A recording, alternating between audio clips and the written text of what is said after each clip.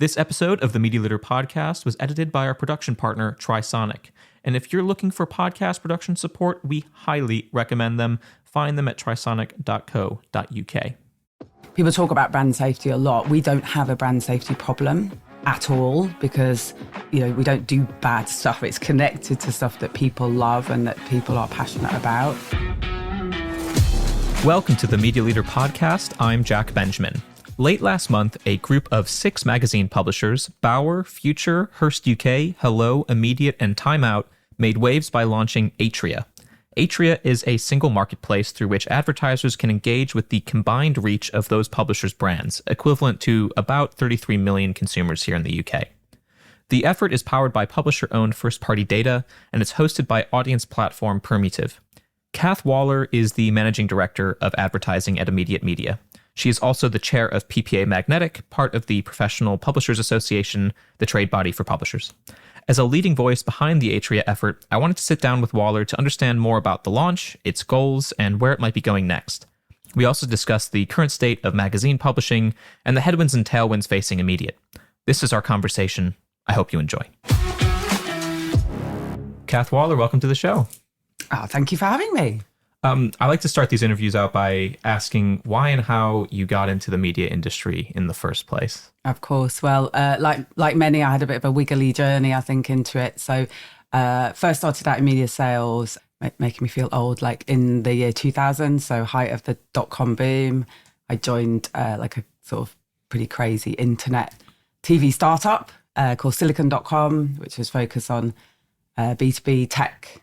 We had the first ever internet TV studio in London, which was incredible because it was before broadband, it was before ADSL. So we were streaming on like a 64-bit line, which was hilarious. Only certain people could even watch that. Yeah, about 5 people at once, yeah.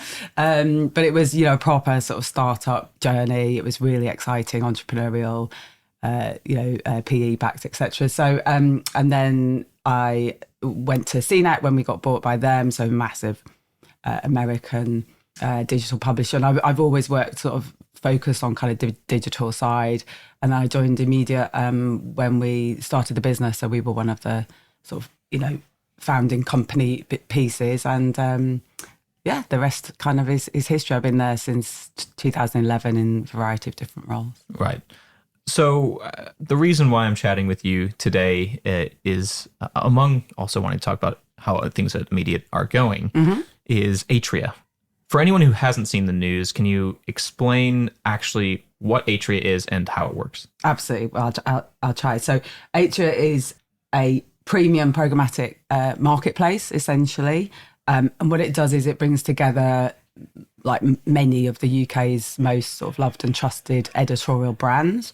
So it is across Bauer, Future, Hearst, Immediate, Hello, and Time Out as a start point. So 6 of the kind of major heritage magazine media publishers, we would say. And that brings that inventory together in a single place for the very first time. Powered by our own publisher-owned first-party data. And the third party that's running that for us is Permutive, which is our data management platform. And then, the idea is that it gives access to our really high quality, absolutely brand safe inventory and our deeply engaged environments, but at scale for the first time. And from a revenue sharing perspective, if an advertiser, say, bought a campaign across many different bits of inventory across all the different publishing brands, how is that split out? Is it dependent on how much is spent with any one publishing brand? It's basically spent on how many impressions are served on each of the sites. So it's very much about kind of audience cohort targeting. So we've started out with over 200 standard IAB standard audiences in there, but we've also put our own sprinkling of more unique audiences that you can't necessarily get elsewhere in that environment. So for example, we for January we would put in some like healthy diet, healthy eating kind of audiences that are a bit more granular. Things that fall off by February. Exactly, yeah. So now I think it's Valentine's Day and, we'll do some stuff around Easter, for example. So those are those special audiences that maybe you can't get in the same way currently.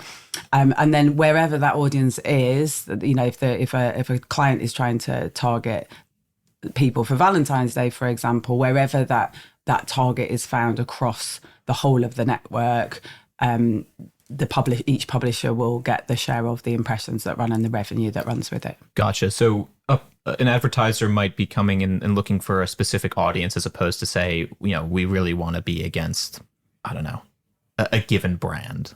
Absolutely, yeah. So there's no sort of choice on the brands. The idea is that it will run across the whole portfolio of the whole network, and the premise is that because of the way the brands that are in there, the brands are all heritage magazine media brands. Then we all subscribe to a certain level of quality. So that is around viewability, but also really quality inventory. And it's about being able to offer our environments at scale for the very first time. So lots of the market really wants to invest in our environments because they are high quality, they're incredibly brand safe, they're positive, they're really relevant to an advertiser. They're contextually very, very strong.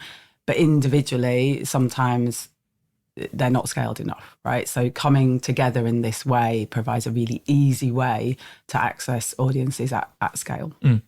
When did the idea first come to build Atria? So it's something I think that the industry have talked about for a very long time, actually. I think there was a project that looked at it honestly about 8 or 9 years ago, and the technology wasn't there then. The market didn't feel like perhaps it was quite ready, or the publishers weren't quite ready to take that leap. This version, I suppose, has been kind of probably in the making for about 2 years. Right.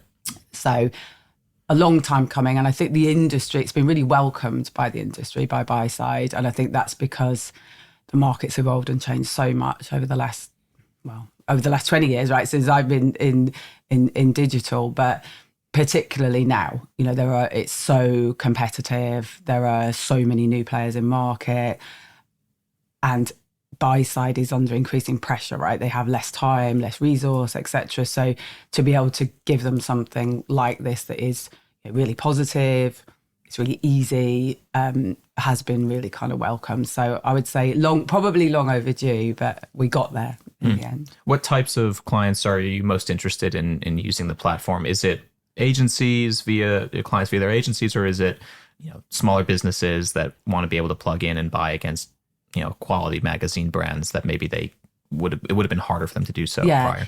I think we're starting. This is just the start of the journey for us. So I would say that the focus at the moment is talking to agencies and all of their, all the clients that they represent, and trying to get them to understand what we're doing and what the opportunities are there.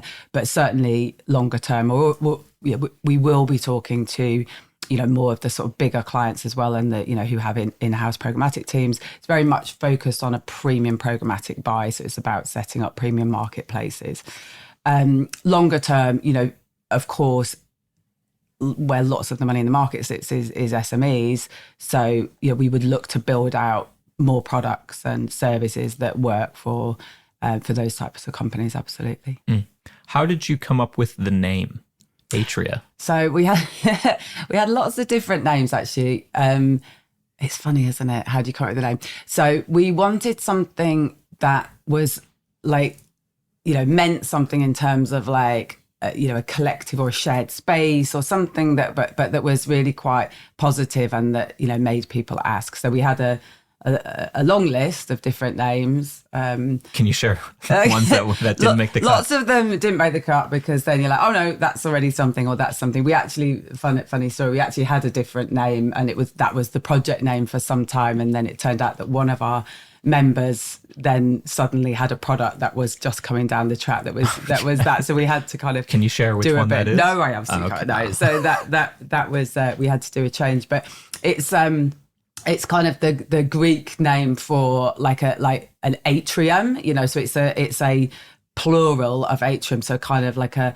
place where people would come together to share stories, to share commercials, to kind of start mini markets and things like that. So it kind of had a good balance of like the heritage, but also the commercial and the storytelling. That they were spaces where actually there was a lot of political movements and things like that got told. So it's got a little bit of history behind. Okay, very cool. What motivated, you mentioned there are 6 major publishing brands involved at the moment. What motivated everyone to come together? You're speaking from immediate standpoint, but then also you chair PPA Magnetic as well. So I do. I imagine yes. you were maybe a force in getting people to come together? Well, I'd like to think. I mean, there was Immediate have been quite instrumental in this from the beginning. So one of the guys who runs my agency team, James Walmsley, he's been really pushing this and doing the sort of heavy lifting on the work with a group of people across the members. But definitely with my PPA Magnetic hat on, it meant that we could really push this forward, I think, as an initiative, and really kind of raise it at the more senior level to say, the industry is where it is, right? And we are... And where's that? You are? Okay. Well, if you look at the AA Walk report that came out last week, which I'm sure you did and reported on, when I did my quick maths on it last week, magazine media, as it's called, and that's all brands, right, including B2B, if you look over the last few years, it has been continually disinvested in, and not just in print, actually, also in digital, which is, interesting when you look at the digital growth in the market. And currently, quick maths suggests that it is the whole of our industry gets less than 1% of all UK ad spend, less than 1%, 0.009%. So that is not a great state of the industry from an ad perspective. We know that there's a huge £50 billion it's going to be worth next year. So I think, all publishers are under pressure, Mag Media particularly. And with my industry hat on, I don't know that we've done, we have to do a better job. And we've been doing a lot of work on that over the last 12 months around our positioning and our value in that media mix, right? As you get, as an industry does contract, and that's some natural contraction that happens, of course, in print, but digital is growing and all of our other platforms are growing, and it's an industry that is actually in growth.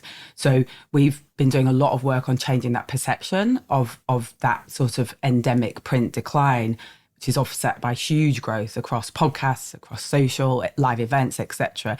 And where the value of our brands, our consumer brands there, but also our audiences and the engagement we have and that trust that we generate with our audiences, that's so vital, not only, I would say, to the advertisers who join us, right? Because it's where our position is in the world. I would say, if you think about it, what Mag Media does very exclusively is about passions, special interest.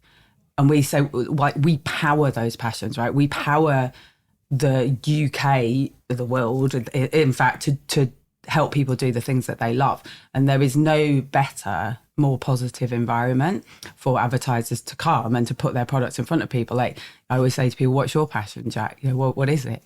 I like reading news. Well, there you go, right? Yeah. Of course, right? So when you are in that mindset, whether it's knitting, baking, whatever it might be, you're deeply engaged with it, and you are...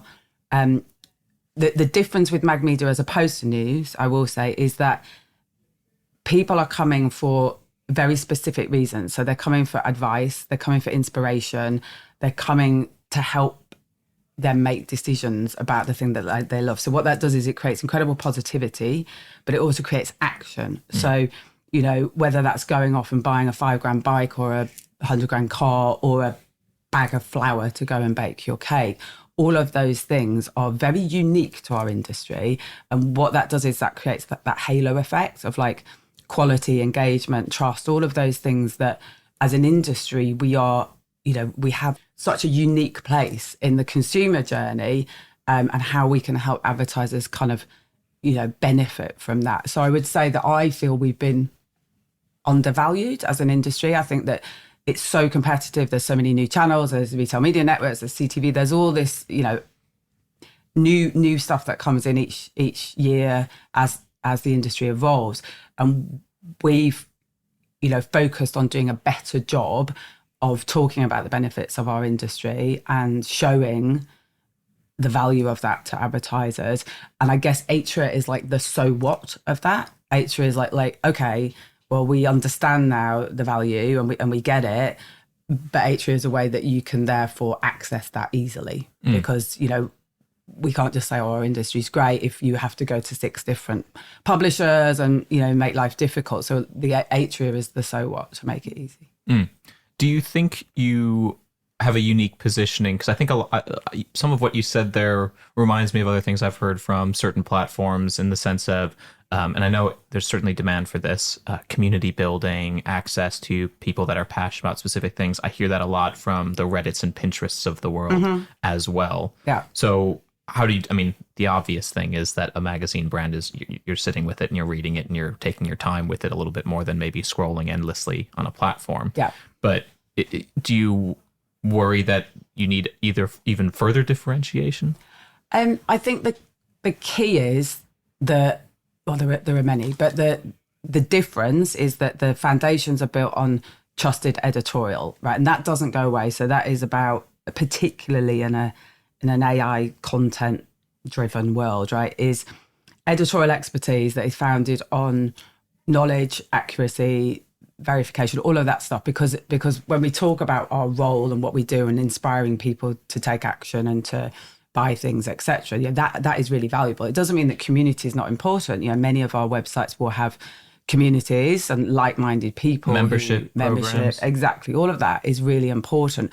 The foundations of knowing that you can trust what you are reading and that it has been independently sourced and verified and reviewed. You take reviews, lots of our sites are review sites, but they have those fundamental principles.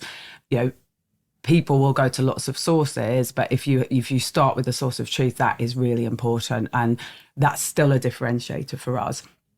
Added to that deep engagement that people have because of the types of content we do, and again, it's focused on special interests. It's almost exclusively focused on passions and special interests. So the positivity piece, I think, is unique to our industry. You can go on many community-led sites or doom scrolling wherever, and there's an awful lot of negativity, and there is also a lack of control.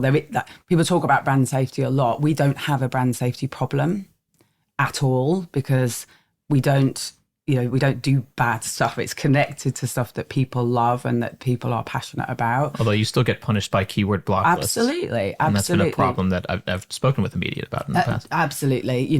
Blunt keyword blocking is an enormous problem for our industry, for publishing as a whole, actually, because it's if people, potentially just applied a bit of common sense and said, well, of course, looking at our sites and our content and our purpose as businesses, then there is no safer place to be. And that's, again, what Atria does, because it gives people an easy way to be really confident around brand safety and not have to worry about cutting out swathes of really important inventory because of utilising, really blunt tools. You talked about Atria as the sort of so what to the market. Yeah. How did you get publishers into the fold? Was there any convincing? You mentioned this was sort of bubbling around for 2 years or so. Did you face any challenges in sort of getting more people involved?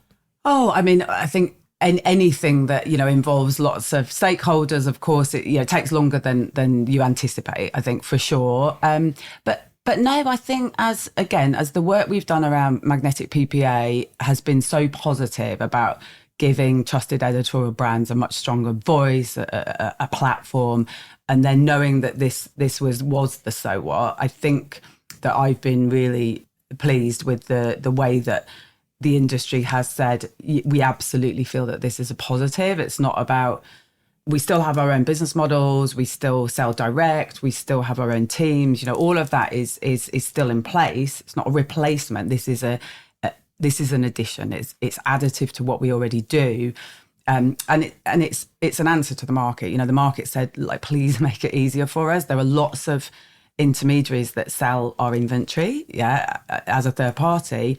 And that's two things. One is, of course, we get less revenue share, but also clients want transparency in the supply chain. They want, a cleaner supply chain, less intermediaries, because they want more money to be spent on actual working media. And again, something like Atria does that. So I think it solves for a lot of the challenges that we hear from our clients and from our agency partners. So fundamentally, people believed it was a good idea. I think, the actual mechanics, and of course, Permutive have been a brilliant partner in that, because it has to be run by a third party.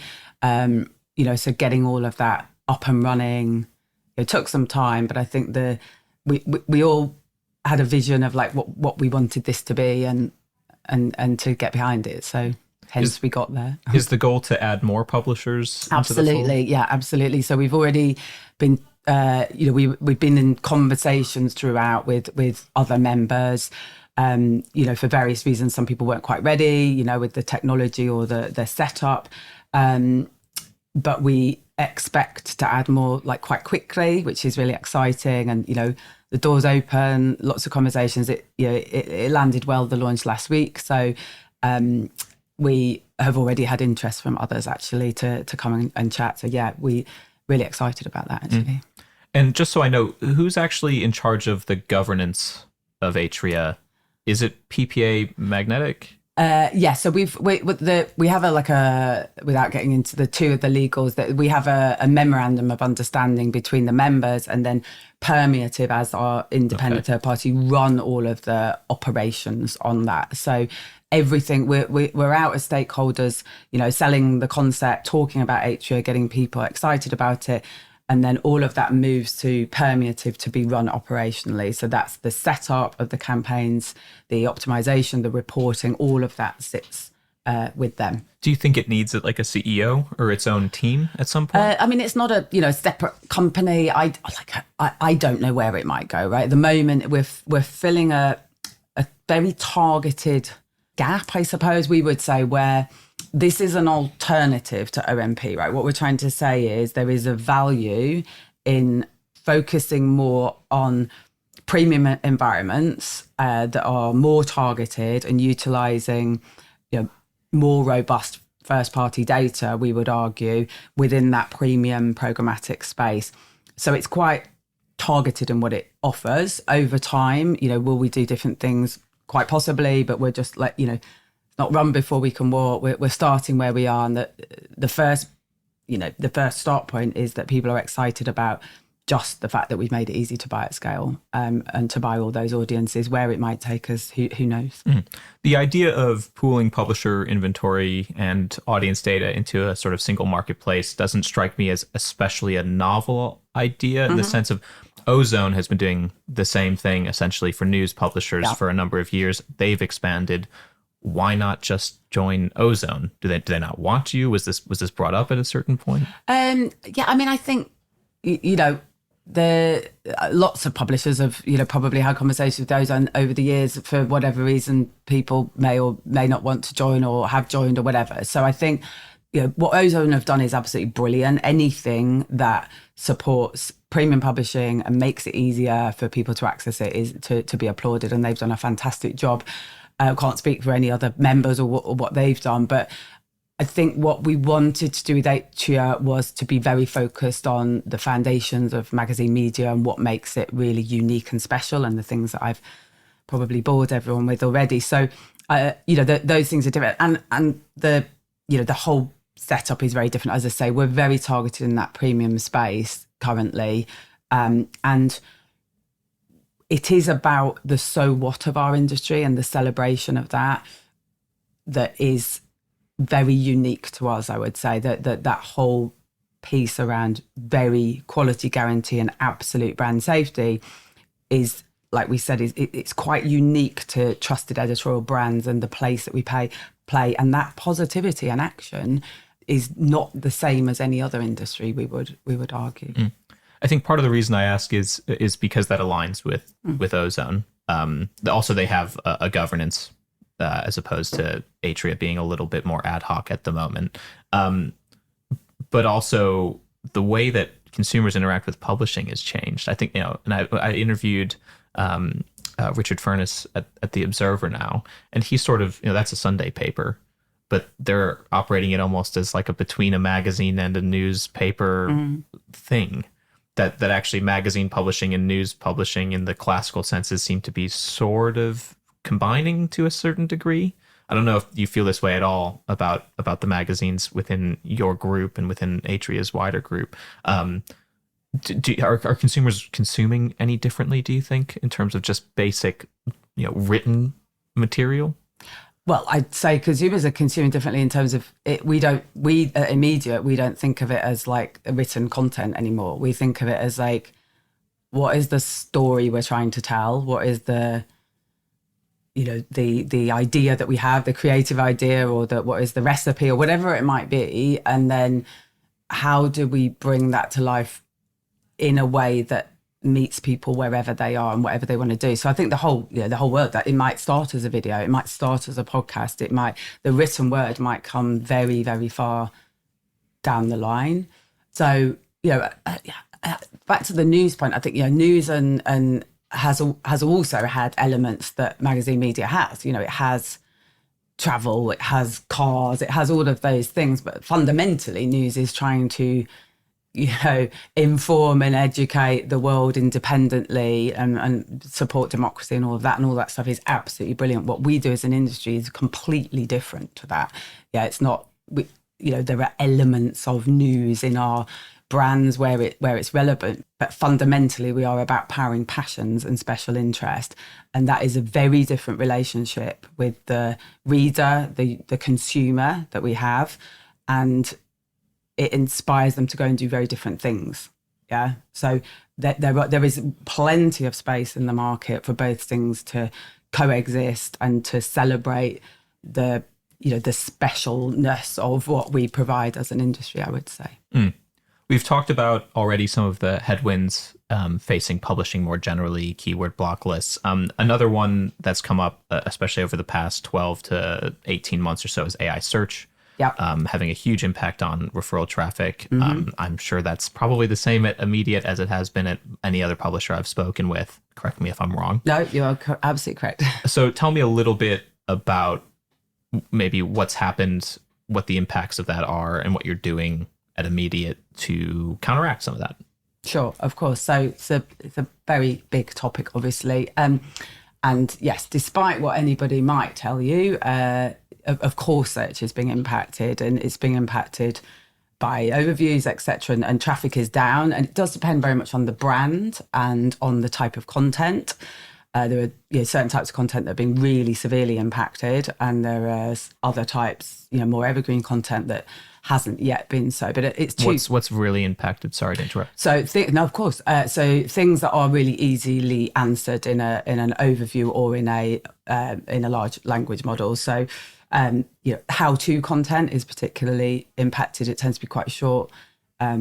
We always tell the story about, believe it or not, one of the big traffic recipes on good food historically has been how to boil an egg, believe it or not, because it's such a large, enormous food website. It attracts everyone from very complicated foodie recipes to absolutely everyday students who are starting out, on their cooking. I mean, boiling journeys. an egg can be very difficult. It can be very difficult, Jack. Indeed. It's hard to get the water hot enough. Well, and it divides opinion on how you should do it. Do you start, bubbling? Do you add, whatever you add? So, but things like that, how to grow tomatoes, for example, that things that are simple question and answers are of course heavily impacted. Where do I watch the women's Euro final? On which channel? Yeah, Radio Times would have answered that question. Still answers that question for you, but you may not, as a consumer, end up on the website anymore, right? Even if you did all the best work getting with SEO and getting the Radio Times the top of the search. Yes, you would still have the issue of people not clicking the link. Absolutely, and that's part the technology and the how search is changing, but it's very much also about consumer behavior, right? So I think as a business we would say, well, don't just sort of sit around and moan about it and sit on the sidelines. Like, you have to take action. Technology changes. The digital world has changed very rapidly over the last 25 years that I've been in it. You have to constantly change and adapt with it and lean in rather than kind of be worried about it or be angry about it. Yeah. With my PPA Magnetic hat on, I would say, of course, we need, as an industry, to have three things. We need transparency over how and where our content is being scraped and how it is being used. We need a fair and transparent framework in terms of compensation, and we need government to put in the right legislation and enforcement to ensure that the industry, has a future. We absolutely believe that magazine media, trusted editorial brands have a massive role to play in large language models and an AI future, because the very things that I've talked about that are about accuracy and expertise and passion-led and all of that stuff is really important to power those content engines. But we have to have a fair compensation for it. Right? And at the moment, you don't. Absolutely not. Absolutely not. But back to, as a business, what are we doing about that? Yes, we are being impacted. We're doing lots of things about it, and we have been for some time. We've actually really lent into AI as a business ourselves. We had our first AI immersion day 2.5 years ago as a business. So our CEO has been really focused on embedding that into every part of our business in a really positive way. So that's, lots of investment in that area and utilising it for good, first and foremost. But it's also about a number of things. One is about our brands, right? And the importance of our brands in an AI kind of content generated slop kind of world, right? Like, this goes across our whole industry, the importance of our brands and what they mean to consumers in a world where potentially you don't know who to believe, what to trust, what is fake news, what is AI generated, right? That actually we argue that our brands become more important than ever. And that relationship that we have with our consumers, that deep trust that we have and the engagement, that's a real opportunity for media and for publishers.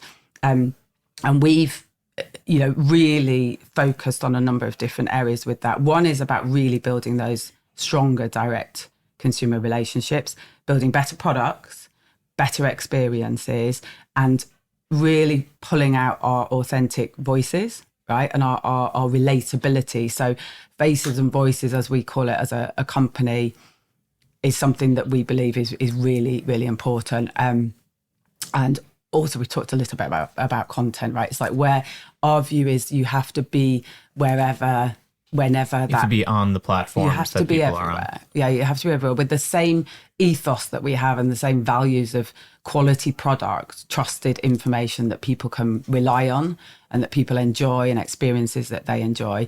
And that direct consumer relationship is more important than ever. And for us as a business, that's what we've always had. So we've always focused first and foremost on subscriptions. That has been our business model. And, we have supercharged our digital subscriptions growth over the last 2 years.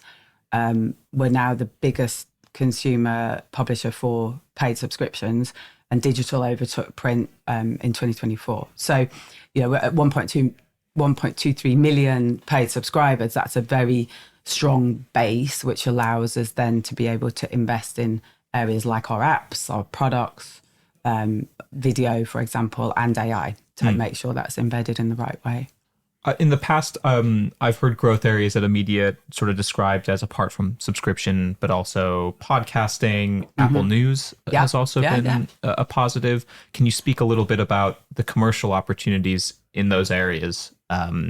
Because I imagine it's a different way of selling than you probably did for much of your career at a publisher, is suddenly you're selling video and audio, and Apple News. I'm not really even sure what the relationship between publishers is there. I mean, how do you actually navigate that? Yeah, I mean, it's a good question. So I think podcasts we've had embedded into our consumer, mix of products, but also our ad story for quite some time, because History Extra Pod was launched in 2007, I think it was. Oh, wow. Okay. Yeah. So we were like one of the really An OG early, podcast. yeah, absolutely OG. And then it actually really took off in lockdown. That's when and we started making a daily episode, and it, where also a lot of other podcasts started to take off. So that to us is something we've been doing for some time. We have, over the last year or so, really heavily invested in pods in our other areas. So Gardener's World has a really, really strong growing pod, launched some really exciting things in the food space, which have started to go really well already. So we've been, from a commercial point of view, they are quite embedded into our content partnership proposition. So we're quite strong in that area. And what we do is we create a creative gem of an idea with working with a client and an agency, and then that runs wherever that is right for that audience. So it may start with a pod, it may start with a pod sponsorship, a host read, whatever that might be, and then go across all other channels. Apple News is a interesting one from an ad perspective, because there's not currently an awful lot you can do from a direct ad perspective, because there's a lack of tracking and all of that stuff. But from a programmatic point of view, that is definitely growing. And also from a subscriber model, we've seen some fantastic growth there in engaged minutes. And what we do with we have our strategies across our content and where we want to invest and grow. But of course, that does vary a little bit by brand. So we've been doing some really interesting work with Made for Mums recently, which is our parenting brand. Which is one of the sort of slightly smaller of our web properties, but has really strong social presence. And actually, we're finding some formulas on Apple News that really work for those audiences and tell those stories in that sort of really long form, advice-led kind of content that really works in those formats. We see the same in food, and healthy content, does really, really well there. And history, people want to hear those stories of the past and the kind of bit more fun stuff, I would say, about, how Victorians did various things. And, so lots of different editorial tactics, I suppose, that work on different platforms. As always, I would say a note of caution on, we've always been quite focused on building on our owned properties, right? Because that is one of the reasons why we've been successful over the years. Of course, you have to go where the audiences are. We see that as an upper funnel exercise. We have to be on all of these different channels. But of course, if that's not an owned channel, then it's subject to changes in algorithms and whatever it might be. So, it's about getting the balance right as a business between, our investment largely goes into our apps, because they are absolutely ours, and our websites and our print products and our live events and all of that. But of course, we are everywhere on every channel. What happens if Apple News introduces an AI overview of an article, say? Right. Exactly. Yeah. What's your challenge to the publishing industry this year? Probably with your PPA Magnetic hat on. What, a challenge to ourselves? Yeah. Well, I think, like I touched on, the work that we've been doing around what we call TEBs, like trusted editorial brands, is to say, we've got great brands, we've got great audiences, we've got great stories. Like we have to be a bit prouder of that, right? We have to stand up and say, hey, we're here. Why like question why is it in an industry that has been disinvested in? Like, there is no better place for advertisers to place their brands, right? We need to get better at proving measurement, about proving ROI and lots of those things. And the next phases of Atria will do exactly that. We've got a really clear roadmap on what we want to achieve and what else comes next.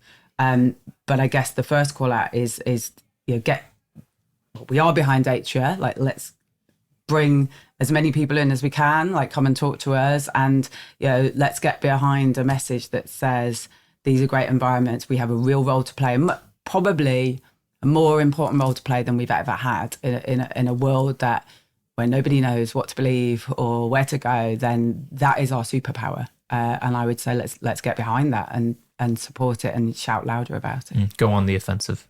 Yeah, why not? Cath Waller, thanks so much for your time. It's been a pleasure. Brilliant. Thank you so much. Thank you for listening to the Media Leader Podcast. Our executive producer is me, Jack Benjamin.